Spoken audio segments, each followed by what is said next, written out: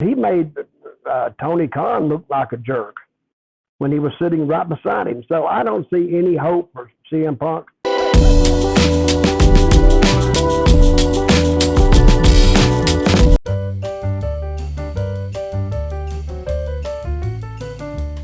Hello.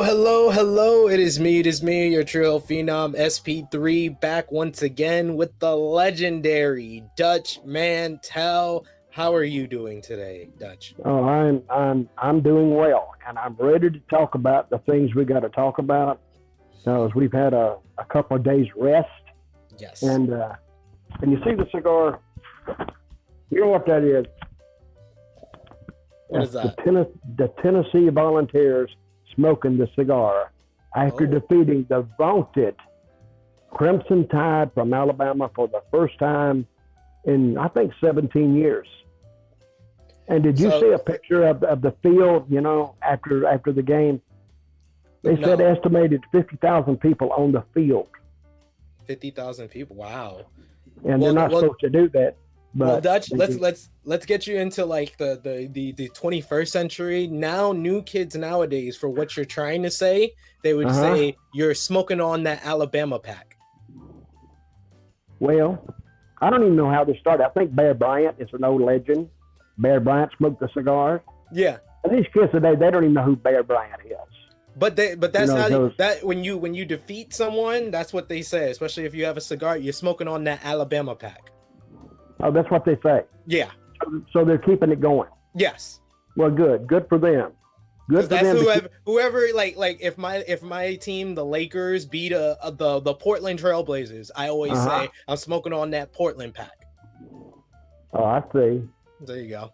Well, I'm glad you to catch me up, but I still don't know what you mean. But anyway, it was a good point, Sid. Well taken. All right, let's get to talking.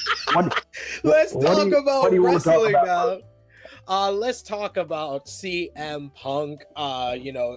Firstly, I want to say, we weren't able to review AEW Rampage this past week, but a lot of the stuff from AEW has to do with outside of what's going on. And now almost 2 months later from the all-out brawl-out situation with CM Punk, Kenny Omega, the Young Bucks. I like that. All-out brawl-out. Yes. I like it. You make that up. No. That's everybody's calling it that. The brawl. Oh, okay. The Wrestling Observer newsletter reports that CM Punk may be on his way out of AEW because the company is looking to buy out the remainder of his contract. This all stems from that fight, and it was noted that AEW is still talking with Punk about a return, but it's currently doubtful that will happen. And the talks of a buyout suggest that AEW isn't looking to bring him back. The sticking point in the negotiations, though, Dutch, is a non-compete clause currently, which we'll get into a little bit more. But just first off, with CM Punk and AEW in contract buyout talks, when we were, you were still doing this show on Sportskeeda a year ago when Punk first came back. That was the first time you ever reviewed an AEW show, one of the first ones you watched. Did you think that this would happen so quickly for someone that you have, been backstage with before? So quickly, it's been a year. A lot of things can happen in a year. But did I predict or did I not predict that CM Punk was going to possibly end up suing AEW over the all-out, brawl-out incident? I said that, correct? You can back me up on that.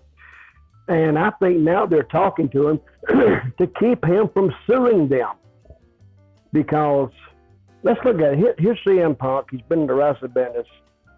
And he's a wrestler. So he's a little bit, got that little shady side to him anyway, to begin with.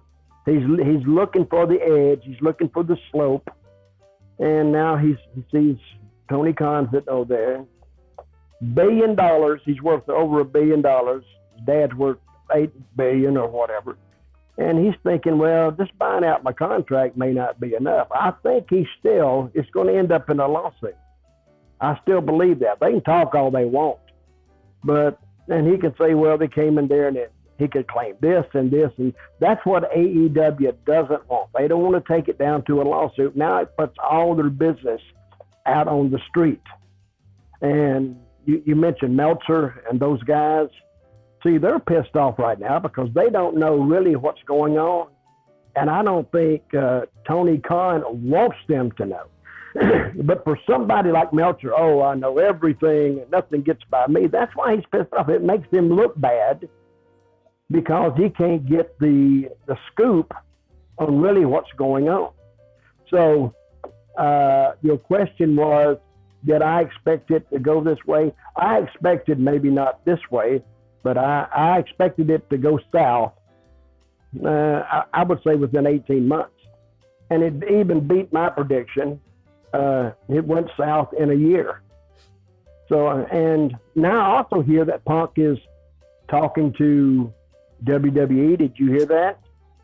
No. That's why I left off from that point of the report from Wrestling Observer newsletter. Like I said, the sticking point in the negotiations between AEW and CM Punk in regards to a possible contract buyout is a non-compete clause, which would prevent WWE from scooping him up right away if they wanted him or he wanted to go back. Of course, with Punk currently injured, he wouldn't be able to wrestle again until long after any non-compete was over. No one in WWE has had any contact with CM Punk, but he is close friends with he is close friends with Adam Pearce and Paul Heyman. This is all according to the report from the Wrestling Observer newsletter and what anyone would be talking about as far as Punk and WWE. Also, should note, PW Torch, Wade Keller, talked about it as well, and he said that the people that he's talked to from WWE, influential people, would be a hard no in regards to CM Punk coming to the company.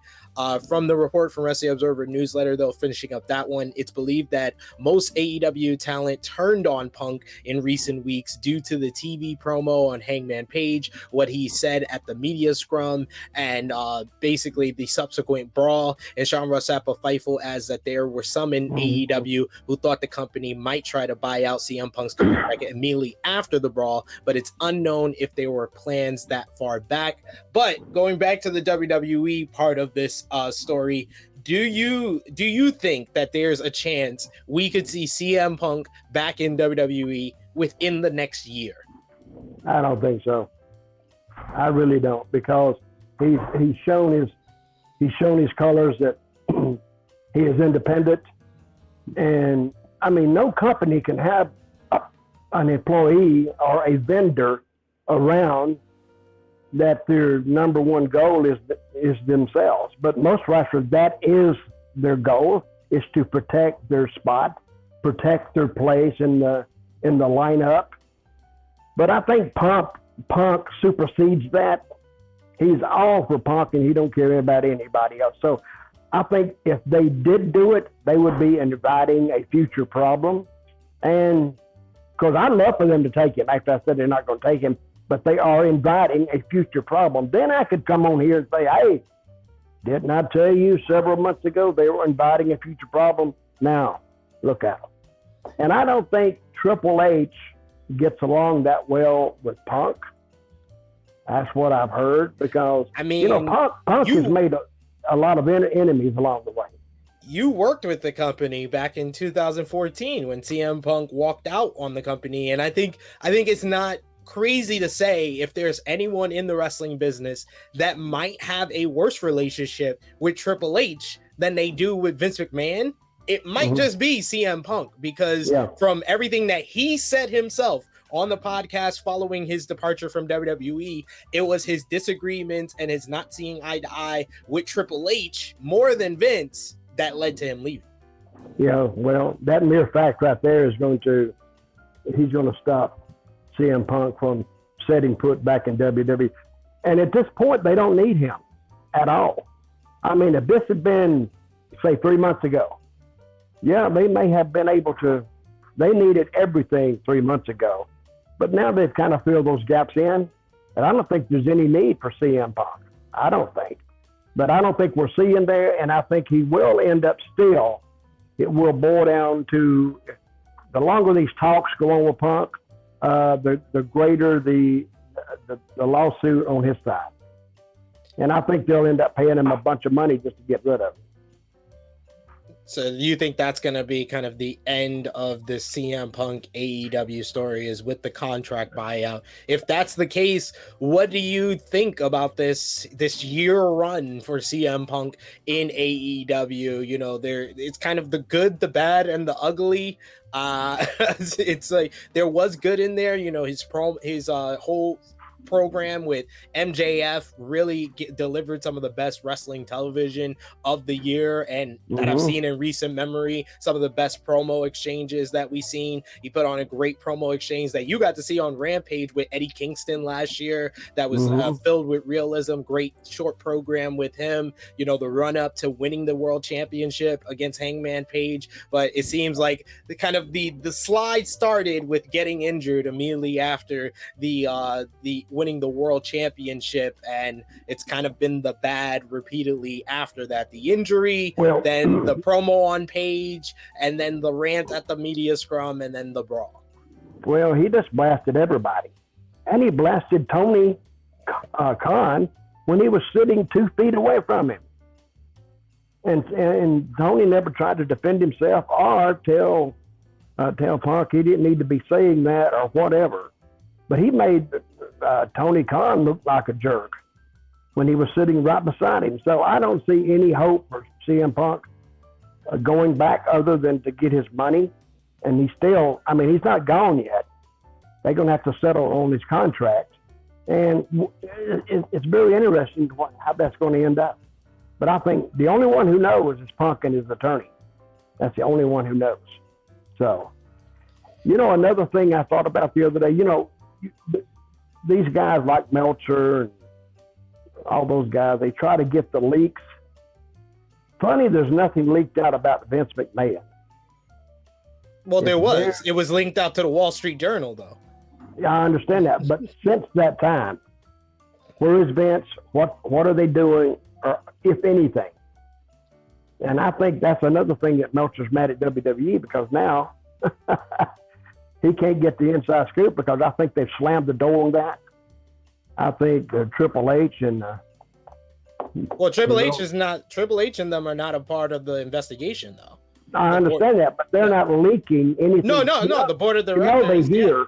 No, I'm saying the board. What I'm saying, the board of directors deserve praise for that, not Triple H and Stephanie and them, because they're not a part of the investigation. The board of directors have been good to not let anything leak out, so they deserve the praise. And remember my statement: who leaked it in the first place?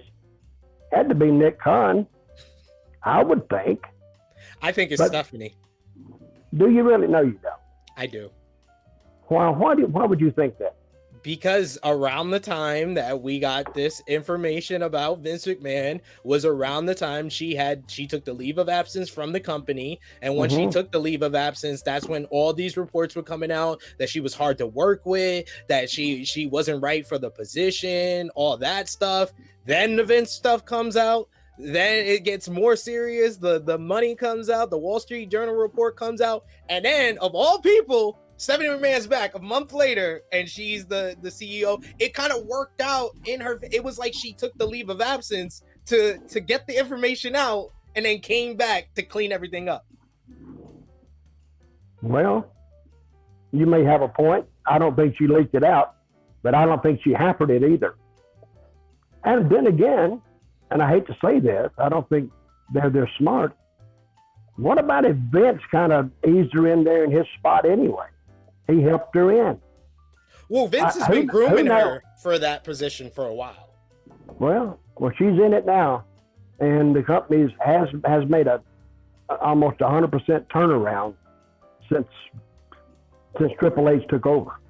If anybody doubted him, you can't doubt him anymore. And yeah, they're still going to have. It's almost like a new company starting. They're going to have some birthing pains along the way, but I think they're getting over them, and I look for big things from them. Yes, indeed. To finish up with the whole CM Punk AEW situation, we should also note that Ace Steel was released from the company as well, and it kind of takes into point what Dave Meltzer said on Wrestling Observer Radio this week. He says that the investigation into the backstage fight is believed to be wrapping up. Meltzer explained it's so unlike most organizations in the sense that when you've got the big star CM Punk, and I know a lot of the locker room is very negative to him, but when you've got your big drawing card and something like that happens, you try to salvage it, save it. I know a lot of people are disappointed. I'm not saying that the decision is wrong, considering how much they put into the decision, and you know that, again, you're not getting rid of your big drawing card unless it's way over the bounds. So basically what Meltzer's saying is a lot of people are saying what seems to be the outcome of this whole investigation is Tony Khan is leaning more to the elite side over CM Punk. Do you think that's the right decision if you're in Tony Khan's position? Well, I can't answer for Tony Khan, but I think he's going to go back to the guys he knows the best, the elite, the Bucks, and he's going to try to salvage what's all messed up. I think they would be flying high right now had not this incident happened. Yeah. I think because it's almost like you can't mess that up. But somehow, AEW found a way to, and the Bucks, okay, when the Bucks went in there, what would you say? They went in there to confront him, fight him, or what? I think they went in to address the issue immediately right after a situation where it was clear that CM Punk was in no mental capacity to have a conversation like that. Mm-hmm. And that's the greatest ace that he has, if he does decide to sue, is part of the management came into his dressing room aggressively, and in his viewpoint, they came in there to attack him. And they can, of course, they're going to deny it all day long, but if this goes to any kind of a trial, that's going to be a big sticking point. So I don't see him coming back. I think Tony Khan's going to end up paying him a bunch of money, sign the NDA, and let's go. And then you can talk to, and if they want him to not work for 90 days, I think he wouldn't mind that. But I think he's just keeping it there just for the hell of it, just to mess with them. I think the non-compete could be longer. The non-compete could be longer. Other than 90 days. Yeah, it could be. So, anyway, interesting story. And if Meltzer don't tell me what's going on, I don't know what. I think I just go and shoot myself or something. It's either Meltzer or Sean Ross Sapp, because the final note on the CM Punk story is that Fightful spoke with WWE sources who wouldn't comment in official capacity, but gave background with some insight, saying that they didn't think that Vince McMahon would have brought CM Punk in, especially after Brawl Out, and noted that Fox had actually pushed for CM Punk to sign with WWE before he signed with AEW. However, the line of thinking that was presented to Fightful under the Triple H regime is that the right situation, right money, and right creative can open the door for anything within reason.